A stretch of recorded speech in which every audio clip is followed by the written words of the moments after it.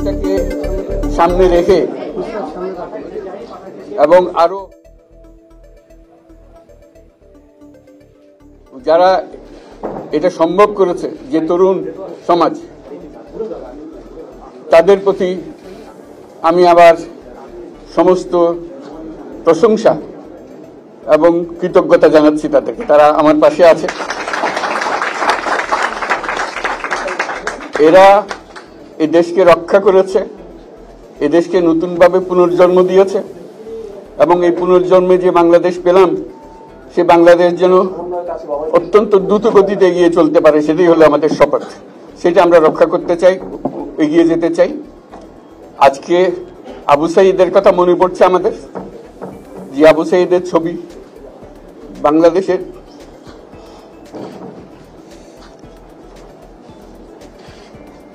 প্রতিটি মানুষের মনে গেঁথে আছে, এটা কেউ বলতে পারবে না। কি অবিশ্বাস্য একটা সাহসী যুবক, বন্দুকের সামনে দাঁড়িয়ে আছে এবং তারপরে থেকে কোনো যুবক, কোনো যুবতী আর হার মানে নাই, সামনে গিয়ে আছে এবং বলছি যত গুলি মারো, মারতে পারো, আমরা আছি। তো যার কারণে এটা সারা বাংলাদেশ জুড়ে এই আন্দোলন ছড়িয়ে গেছে এবং যার কারণে বাংলাদেশ এই দ্বিতীয়বার স্বাধীনতা অর্জন করলো। এই স্বাধীনতাটা আমাদেরকে রক্ষা করতেই হবে। শুধু রক্ষা করা নয়, এই স্বাধীনতার সুফল প্রতিটি মানুষের ঘরে পৌঁছাতে হবে, তা না হলে এই স্বাধীনতার কোনো দাম নেই। এই স্বাধীনতা থেকে পৌঁছানো হলে আমাদের শপথ, আমাদের যে প্রতিজ্ঞা, যে আমাদেরকে এটা করতে হবে, ঘরে ঘরে পৌঁছাতে হবে। মানুষ যেন জানে যে বাংলাদেশ স্বাধীন হওয়ার অর্থ হলো তার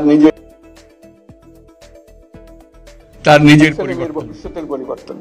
এটা যেন প্রত্যেকে বুঝে নেয় এবং আজকের তরুণ সমাজকে বোঝানো যে এই দেশ এটা তোমাদের হাতে, তোমরা এটাকে তোমাদের মনের মতো করে গড়ে তুলবে।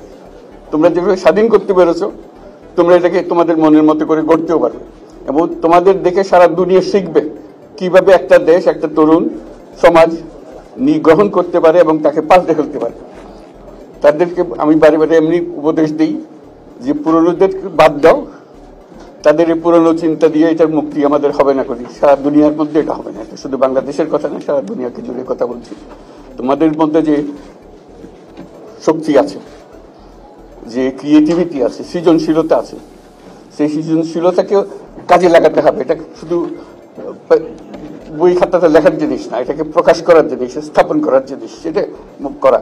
এটা আমরা এই আজকে আমাদের পুরো কাজটা হলো, দায়িত্বটা হলো, তারা যেটা অর্জন করে নিয়ে এসছে, এখন তাদেরকে দিয়ে এটাকে করিয়ে দেওয়া, আমাদের সমস্ত কাঠামোগুলো পরিষ্কার করে দেওয়া।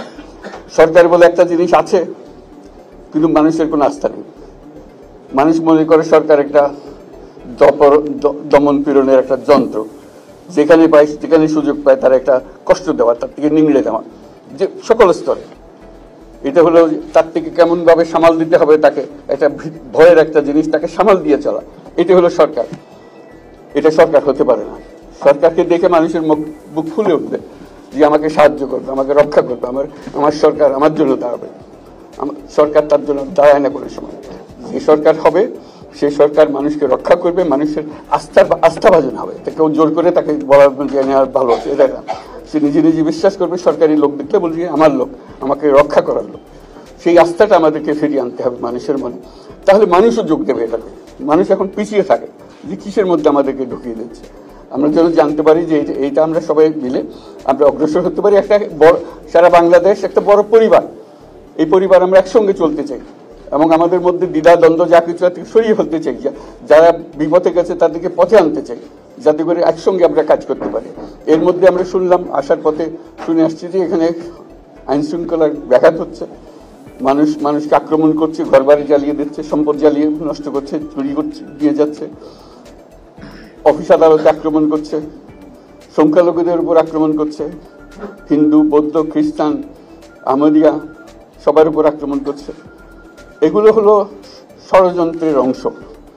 এগুলো আমাদের বিষয় না। আমাদের কাজ হলো এটাকে রক্ষা করা, সবাইকে রক্ষা করা, প্রতিটি মানুষকে, প্রতিটি মানুষ আমাদের ভাই, আমাদের বোন, তাদেরকে রক্ষা করা এবং আমাদের একটা শৃঙ্খলা ফিরিয়ে আসে। বিশৃঙ্খলা, সহিংসতা, এগুলো হলো অগ্রগতির বড় শত্রু। আমাদের যে যাত্রা শুরু হলো সেই যাত্রার শত্রু, কাজে এই শত্রুকে যাতে রোধ করা যায়, তাদেরকে বুঝিয়ে শুনিয়ে হোক, তাদেরকে আইন শৃঙ্খলার হাতে দিয়ে হোক, এটা বোঝাতে হবে। তাকে মেরে পেটে এটা ঠিক না, আইন শৃঙ্খলা নিজের হাতে ঠিক না।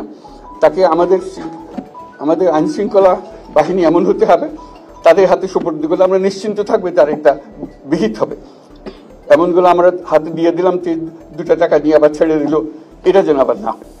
আমাদের সেই আস্থাটা আমাদেরকে আনতে হবে। কাজে আইন শৃঙ্খলাটা এখন আমাদের প্রথম কাজ। এই আইন শৃঙ্খলা ঠিক না হওয়া পর্যন্ত এটা আমরা অগ্রসর করার জন্য পদক্ষেপ নিতে পারবো না। আপনারা আমার উপরে আস্থা রেখে আমাকে জানিয়েছে, ছাত্ররা আমাকে আহ্বান দিয়েছে, সেটাতে আমি সাড়া দিয়েছি। দেশবাসীর কাছে আমার আবেদন, আপনারা যদি আমার উপরে বিশ্বাস রাখেন, আমার উপরে ভরসা রাখেন, তাহলে নিশ্চিত করেন যে দেশে কোনো জায়গায় কারো উপরে হামলা হবে না।